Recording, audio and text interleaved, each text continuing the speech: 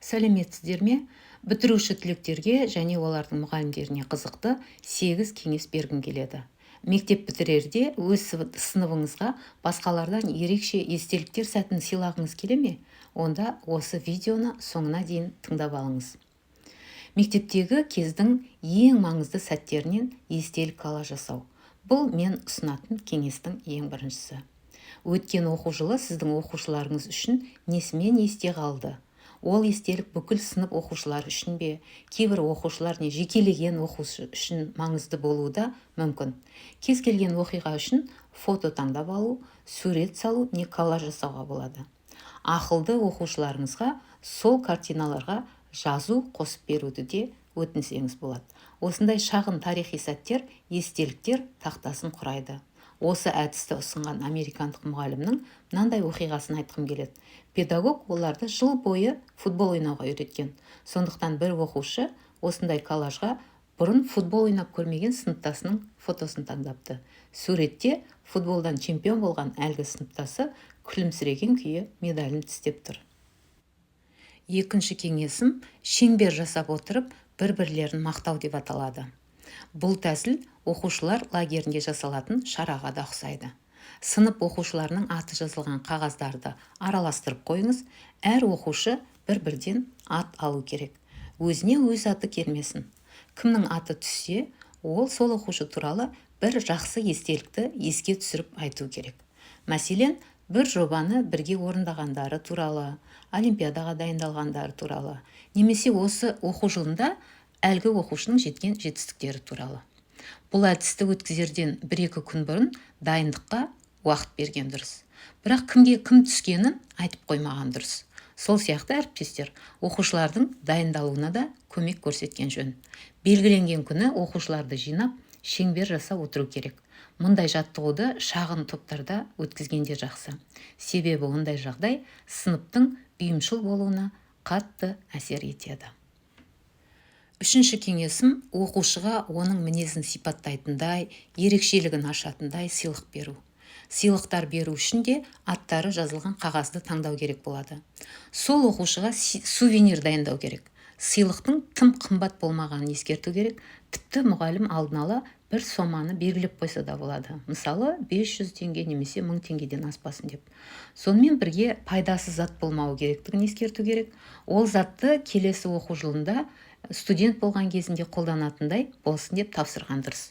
Сыйлық таңдап бір-біріне сый бергізу. Егер сіздер сыйлық таңдауда оқушының қызығушылығы мен ерекшеліктерін ескерген болсаңыз, бір-бірлерін жақын білулеріне қатты әсер етер еді. Мысалы, үйде пеналын ұмытып кете беретін бала болса, оған қаламсаптарды әдемілеп орап беруге болады.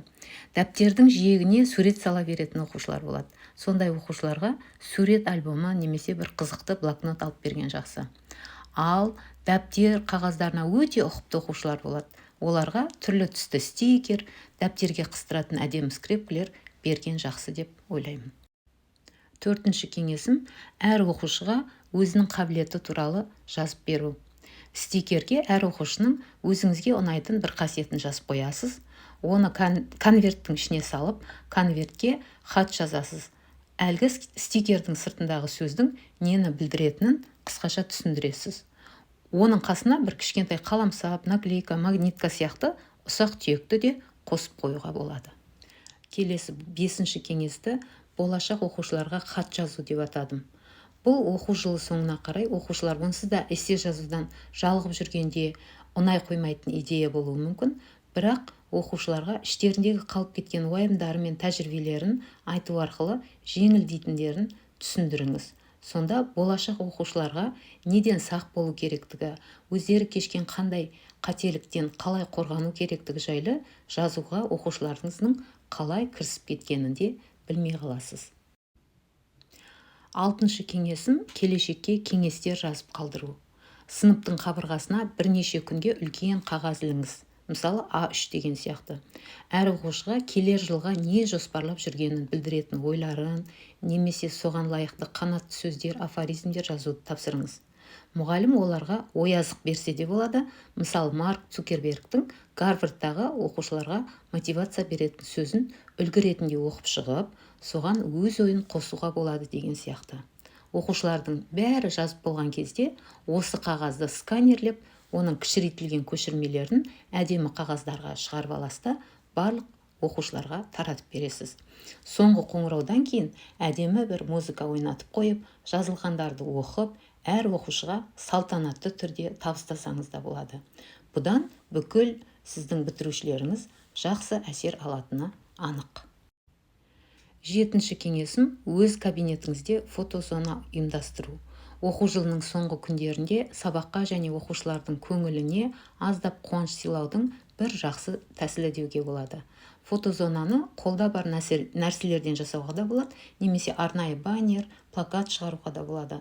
Мұғалім де өз қолтаңбасын қалдыра алады, яғни өзіне де бір естеліктер әкелетін суреттерді, заттарды ілуіне болады. Алдын ала тақырыбын таңдау керек. Мысалы, физика кабинетінде космосқа қатысты деген сияқты. Сонда оқушылардың сол жерге түскен фотосуреттері де ерекше болып шығады. Әдеттегі қоңырау мен шардың, гүлдердің фонына түскен суреттерден басқа ерекше суреттер шығатын болады. Соңғы кеңесім өлең немесе қоштасуға арналған сөз жазу. Әр оқушыдан сыныптастары туралы 5-7 сөзден тұратын сөйлемдер жазып беруін өтініңіз. Қағаздарға алдын ала аттарын жазып таратып, сол аттар туралы өздерінің ойында қалған сөйлемдерді жазғызуға болады. Оқушылар сол бала туралы қағаз қиындыларына жазып шығады. Болған соң партаға оларды бірінен кейін бірін қою керек және оқып беріңіз. Оқушылар өздерінің қылықтарын еске түсіріп алады, өткен шаққа аздап саяхат жасап алады, ал кейін соң қоңырауда мұны шығарып таратып беруге болады. Мұғалім соң қоңырауда сөйленетін сөзді өзі дайындаса да оқушыларға әсері күшті. Бастысы оның шынайылығында. Сыныпқа арналғаны да дұрыс. Олардың мәселен сізді қалай күлдіретіні, әрбіріне жеке арналғаны да жөн.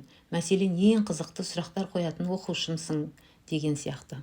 Сол сияқты қандай қиындықтарды сіздер бірге бастан кешкендеріңіз, мысалы бір қиын сынақтарға бірге дайындалғандарыңыз, сонымен бірге қандай табысқа қалай бірге жеткендеріңіз туралы өз сөзіңізде арнайы атап өту өте маңызды. Сіз менің ақыл кеңесімді әлі тыңдап отырсыз ба? Тамаша. Онда осы каналға жазылып, кез келген пікіріңізді қалдыруыңызды өтінемін. Сіздердің қандай реакция білдіретіндеріңізді көру мен үшін үлкен қуаныш. Мен өзімнің бостан босқа жүрмегенімді білетін боламын. Қандай баға болса да алғысым шексіз.